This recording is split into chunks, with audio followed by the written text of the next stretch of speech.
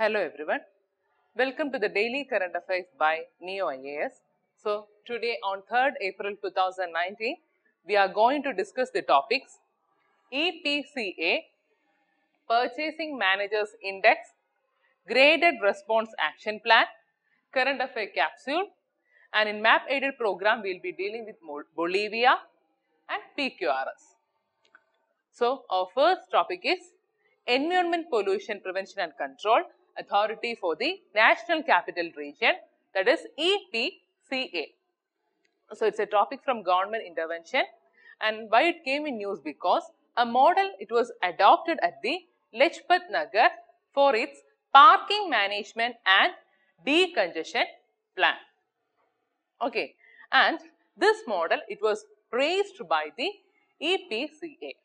So this EPCA, we know that it is a Supreme Court appointment authority, and this EPCA it had praised the model adopted at Lajpat Nagar. That is why it came in news. And let's look what is this EPCA. It's a central government constituted statutory committee for the NCR in compliance with the Supreme Court order in 1998, and it is constituted under Section 3 of the Environment Protection Act 1986.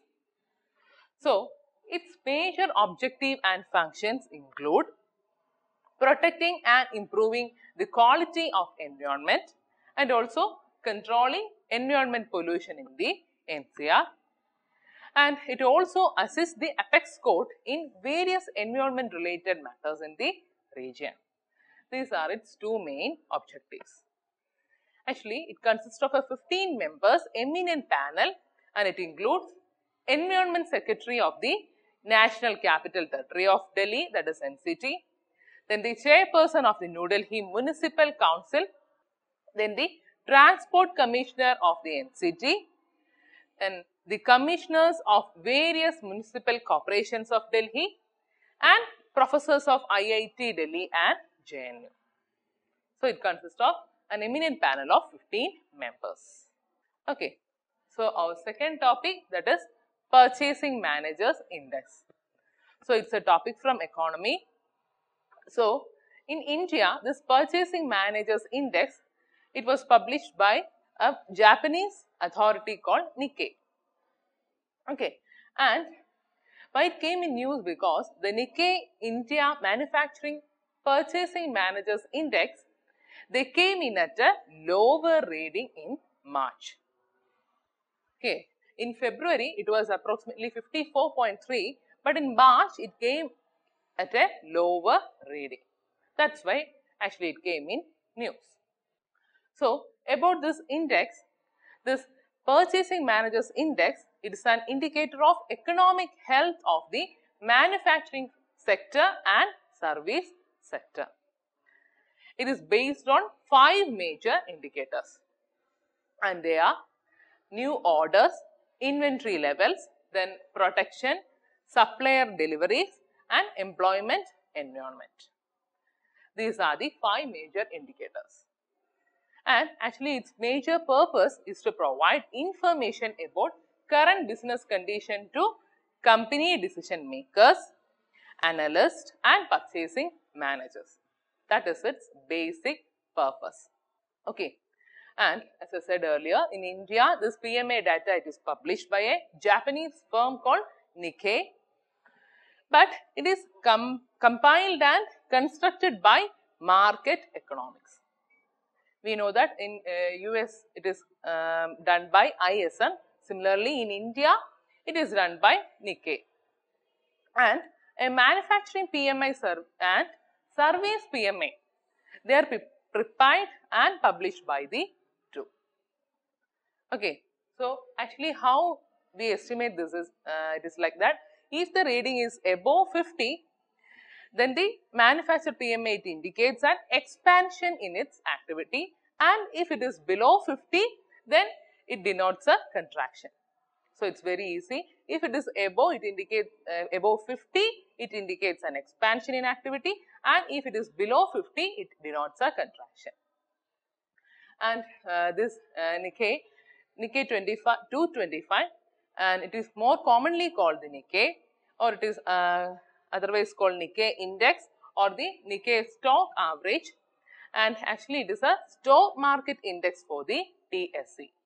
TSE stands for Tokyo Stock Exchange. So, it's a stock market index for the TSE. Then, our next topic is graded response action plan.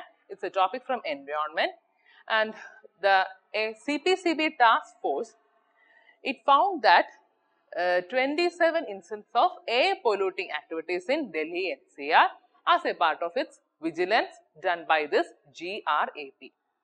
GRAP stands for Graded Response Action Plan, and it is mainly done in order to curb air pollution in the Delhi region. Okay, so actually what is this GRAP? GRAP, it's a set of actions that are required for controlling PM or particulate matter emission from various pollution sources. Okay, so its main target actually it is to prevent PM 10 and PM 2.5 levels to go beyond moderate national air quality index category. Clear? And it is based on the air quality. The grades can be classified into 4 based on the air quality, and they are emergency, then very poor, moderate poor, and severe. So, based on this air quality, the grades can be classified into 4. They are emergency, severe, very poor, and moderately poor, and it is enforced by the EPCA. So, actually under this plan, the emergency measures will be automatically enforced in the NCR. How it is done is, if in the case of this PM 2.5, if its level goes beyond 300, and in the case of PM 10, if its level goes beyond 500 for continuous 2 days, then emergency measures will be automatically enforced in the NCR. Understood? And the GRAP measures are cumulative. It means the emergency and severe levels include a cumulative or an accumulative of all other measures listed in the lower levels of AQI. But those actions which are listed in the poor to moderate category, such actions, they need to be implemented throughout the year, whereas the rest, as I said, it will be included in the emergency measures. So, those actions which are listed in the poor to moderate category, they need to be implemented throughout the year. Okay, and in current affairs capsule, our first topic is OSINTEX 19. So, this OSINTEX 19 is the third edition of bilateral maritime exercise between the Royal Australian and Indian Navies. Okay, the first edition of this OSINTEX, it was held in September 2015 at Visakhapatnam, and the second one, it was held in June 2017, and it was hosted in Australia, and now it is the third one or third edition, that is the OSINTEX 19. So, the thing you have to remember is OSINTEX 19, it's a bilateral maritime exercise between Royal Australian and Indian Navies. Clear? So, next topic, it is Kandaman Haldi. Actually, this Kandaman Haldi, it's a variety of turmeric which is indigenous to the southern Odisha. And they found that this Kandaman Haldi, it's of rich aroma, as well as it is claimed to be having high medicinal utility also. And why we are discussing this? Because this Kandaman Haldi, it earned a GI tag or geographical indication tag from the intellectual property of India. Actually, this intellectual property of India, it's an organization which is functioning under the Union Ministry of Commerce and Industry. So, recently we know that in Kerala, the Marayur jaggery, it also got this GI tag. This Marayur jaggery, it belongs to the Idukki district of Kerala. It also got this GI tag, and now it is the Kandaman Haldi, which is indigenous to southern Odisha. It also got this GI tag. Okay, the next topic, that is Cafe Scientific. So, it is a state of Kerala initiative to popularize the subject of science. and you can say that it is the first in its type in the state of Kerala initiative to popularize the subject of science. So, its basic aim is to bring back the science into popular culture by demystifying the scientific research for the public. And also it aims in empowering non-scientists to comfortably assess science and technology issues. These are its objectives. So, this Cafe Scientific, it is a State of Kerala initiative. And in map aided program, we will be dealing with Bolivia. And why it came in news? Because the India, it get access to Bolivia's lithium for EV batteries. That is the news. And in location, we know that Bolivia, it is a landlocked country and it is located in the western central South America. And here you can see Bolivia, and it is surrounded by Peru, Brazil, Paraguay, Argentina and Chile. So, it's bordered by Brazil, Paraguay, Argentina, Chile and Peru, and its capital is Sucre. And this Paraguay is the only other landlocked country in the South America. Here you can see Paraguay.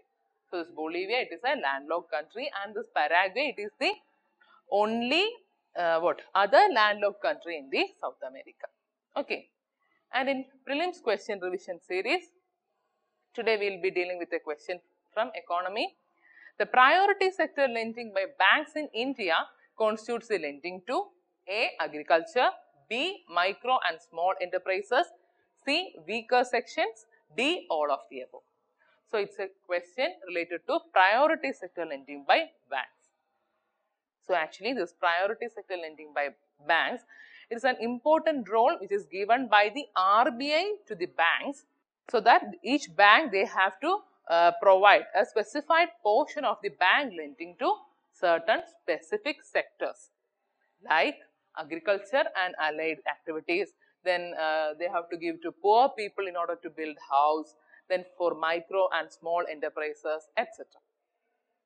So, we can say that it is for the all-round development of the economy. And the banks, they have to lend a minimum of 40% to priority sector, and recently issued guidelines by the RBI, they also states that foreign banks, they will also have to follow this priority sector lending targets. Okay. So, coming back to our question, the priority sector lending by banks in India constitutes the lending to agriculture is there, micro and small enterprises is there, weaker sections are there. So, our answer will be D, all of the above. So, answer is D. Okay. So, that's all for today's session. You can download the material from the link given below, and thank you for listening.